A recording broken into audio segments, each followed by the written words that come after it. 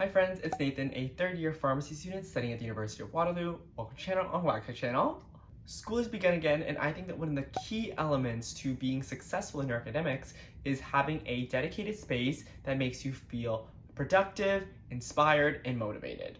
In my study vlogs, you see that I study on campus 90% of the time. The intensity of the library, the encouragement from seeing other people study, and the beautiful atmosphere all plays a role.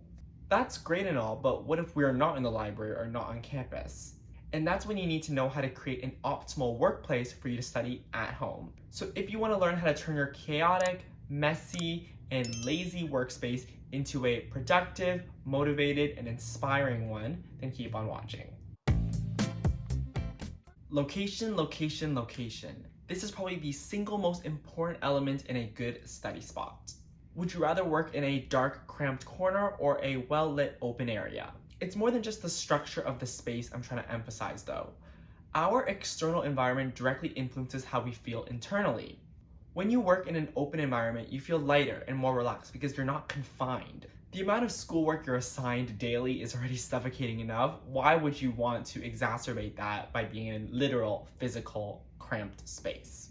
You should also place your desk by the window. This adds to that open feel, but more than that, natural light promotes energy. Our body works in a circadian rhythm, so when it's dark, it starts producing melatonin, and when it's light, it stops producing melatonin. Natural light is much more effective at halting melatonin production than artificial light. So knowing that, you want to absorb all that good sunlight, get that vitamin D, get that productivity, get that grind on. Furthermore, nature increases endorphins and dopamine production, so seeing some kind of greenery is always a good thing. Lastly, you want an area that is free from distractions. Away from the living room, so you're not hearing those sport game cheers, those reality show laughs. Away from the kitchen, so you're not smelling that delicious dinner. You know what your triggers are, so trying to separate them beforehand will just keep you a lot more productive and out of sight, out of mind. Association. It's definitely one of the hardest things to do on this list, as even I struggle with it myself. This is the idea that we associate our physical environment to our activities. When you sit at the dinner table, you know that you'll be eating. When you sit at the couch, you know you'll be relaxing. When you lie down on your bed, you know you'll be sleeping. I know it's very common for students to work at the dinner table or to do their readings in bed, but this actually confuses your brain, and when your brain is confused, it's not productive. And that's why you need a dedicated space for studying. When you sit at your desk, your brain should know that it's only for studying and studying only. To take this one step further, you should even avoid taking breaks at your desk. So if you need a mid-study snack break, walk to the kitchen, have your snack there, and then return. You want to create a very, very distinct separation, and that's how you keep your mind clear depending on the activities, depending on the environment. And this is why libraries are so effective. When you go to the library, you are there to work and to work only. You can't even eat in the library. And so I hope you see what I'm kind of getting at, is that by mimicking this association, you'll be the closest you'll ever get at home to having that library productivity. Your tech setup. At the bare minimum, I recommend all students to have a laptop. It's portable, it's versatile, it's functional, and it's usually not too expensive. But knowing how efficient and productive technology can be, I've gotten a few accessories from HP, who has kindly partnered with me on today's video. I started raising my keyboard on a stand because it was better for my neck, but when you raise it up, you shouldn't be using the keyboard and trackpad anymore because it's bad for your wrist. And so I use the HP 650 wireless keyboard and mouse combo. Having an aesthetic workspace is so important to me, and that's why this keyboard is perfect. It includes legs that can be adjusted, while the contoured keypads in 2mm travel delivers an accurate typing experience you can click-clack away. I'm not too tech savvy, but for my viewers that are, you can program 20+ keys using the HP Accessory Center. The mouse works on many different surfaces, so no more slamming the mouse because the tracking isn't working. The keyboard has a battery life of 20 months and the mouse has 24 months, so it's fantastic. I look for sustainability in my product, and I discovered that this set uses recyclable materials to reduce landfill waste, and it's all part of HP's commitment to cleaner air and waterways. Lastly, these products are safe for use with disinfecting wipes, so no more excuses for crumbs and oily fingerprints. And for all my meetings, I use the HP 320 FHD webcam. I like to look my best in my calls just as much as I do in my videos, so it's as easy as plugging in the USB-A, setting it up on a tripod or clipping it on a monitor, and having it auto-adjust the light around you. With a full HD 1080p 366-degree wide angle and integrated mic, you'll be able to have a natural conversation. There's a 60-degree swivel, and once you're done your call, you can be worry-free regarding your privacy with the lens cover. And finally, it's versatile too, working with Mac OS, Windows, and Chrome OS. If you're interested in leveling up your study space with some new HP tech, then click the link in my description box below. Ergonomics is never talked about enough. You will not be productive if your back is aching, your shoulders are tired, your neck is sore. It just won't happen. You gotta feel your best to do your best. I actually took a module on ergonomics, so I'm gonna pass all my learning to you. Starting with the chair, you want your feet to be flat on the floor. You should have a few fingers between the edge of the chair and your knee, and your tailbone should be touching the back of the chair. Your back can rest against the chair and your shoulders should be propped up but not tensed. My ergonomic chair is coming in next week, so I'm currently using my kitchen bar stool. Don't come for me. Onto the desk.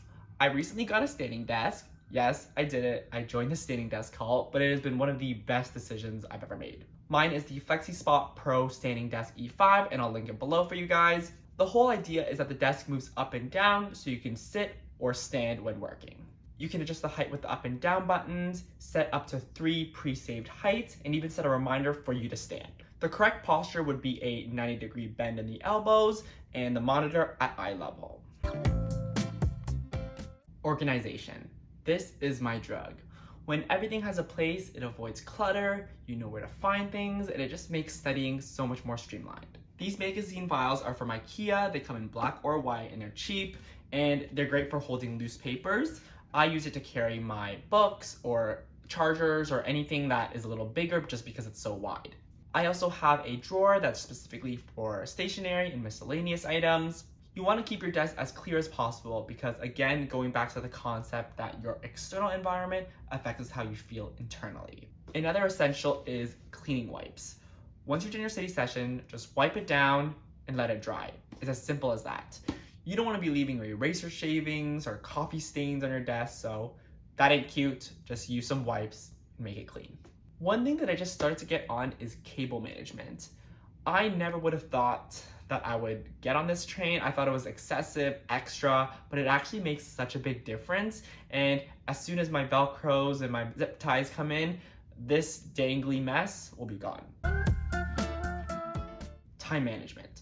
I talk about time management a lot on this channel because it's just so critical. We all have 24 hours, and I know we are all busy with our own respective things, but I promise you that if you have good time management, you will be more productive, you will be able to get more stuff done than if you didn't, and that's regardless of circumstance.